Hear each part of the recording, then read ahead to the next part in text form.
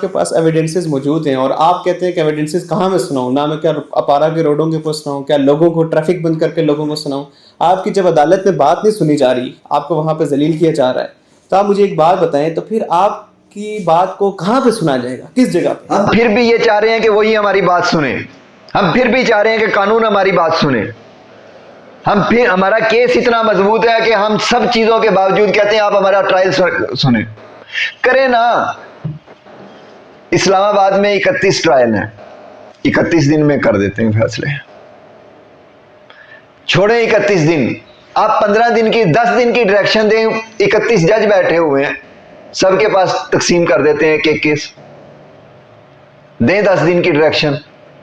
अगर आदमी बेगुनाह बच जाएगा, गुनहगार है फंस जाएगा। आए ना इस चीज पे। क्यों 5 साल का कमीशन करते हैं? कितने कमीशनों की आपने रिपोर्टें पढ़ी हैं? कितने कमीशनों का फैसले हुए हैं? कमीशन वाला मर जाता है, कमीशन का फैसला नहीं आता।